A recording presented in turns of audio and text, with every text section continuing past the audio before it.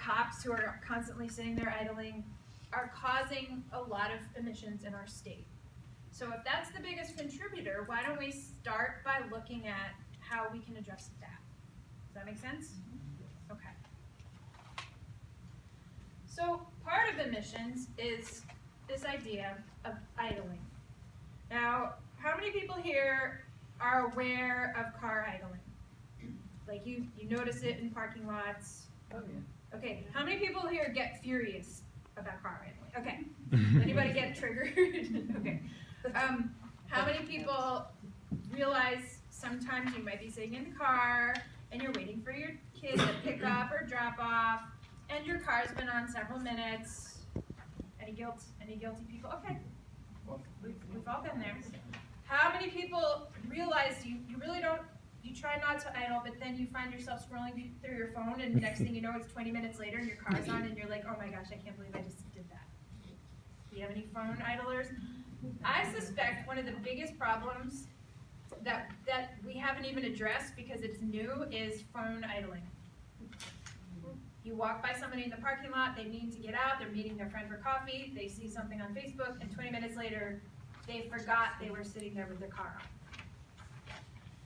This is the ice cream sandwich of transportation emissions. That's why we're going to make this our first project. Let's take a look at some of the facts about idling.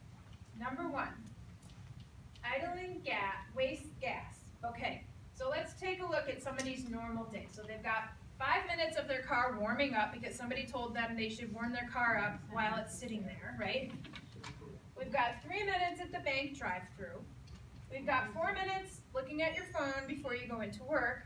That adds up to 12 minutes of idling, 6 miles of driving. That's how much gas you're wasting. Idling wastes money. Americans waste 3.8 million gallons of fuel and $13 million every day just idling. It's a lot. Idling contributes to climate crisis. For every 10 minutes of idling, you'll save 1 pound of carbon dioxide. Here's a science project waiting for some kids to do, right? Wait. It says for every 10 minutes of idling, you'll save a pound. What was it? So if you eliminate 10 minutes, by eliminating 10 minutes of idling, you'll save a pound. Yes. Okay. Good point. Good point.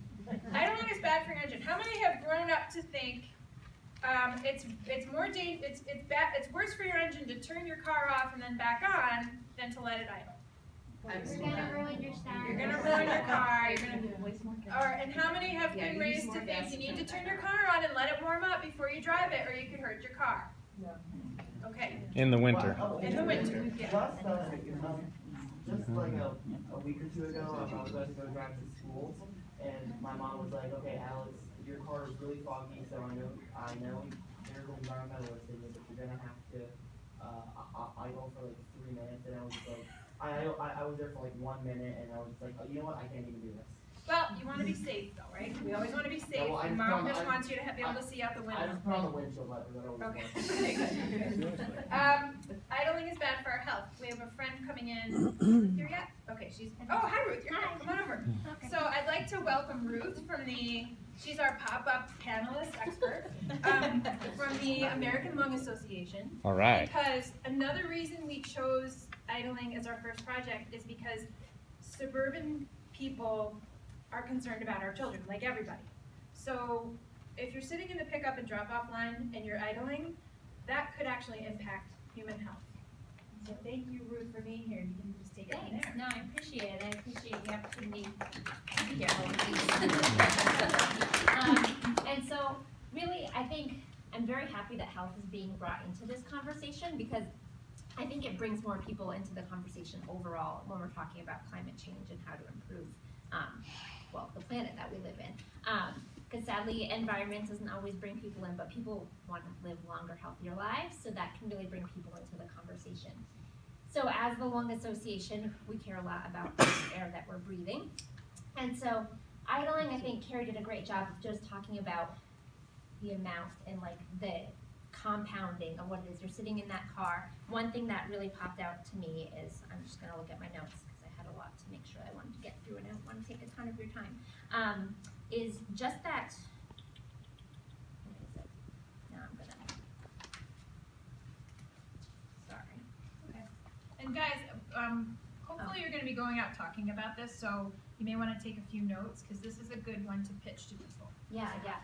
So, like an idling vehicle emits 20 times more pollution than one traveling at 30 miles per hour. So that was one that really hit me. I think you can look at it in different ways, but in any case, it emits a lot of air pollution. And so, two things that we really track at the Lung Association is ozone pollution and particulate matter.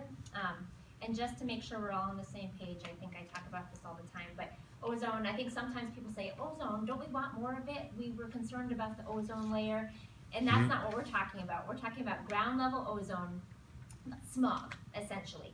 So what happens is volatile organic compounds and nitric oxides are emitted from lots of things, but often from our tailpipes. And on hot days where there's a lot of sun, there's a chemical reaction, and so that makes an ozone molecule. It's essentially 3 oxygen molecules.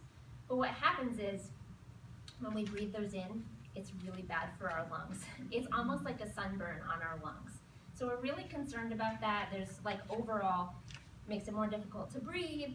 It causes shortness of breath, inflames and damages airways, but it increases frequencies of asthma attacks. We're seeing more and more kids who have asthma. We're really concerned about that. And one thing that we're really looking at is with kids, they breathe more often than we do, and they breathe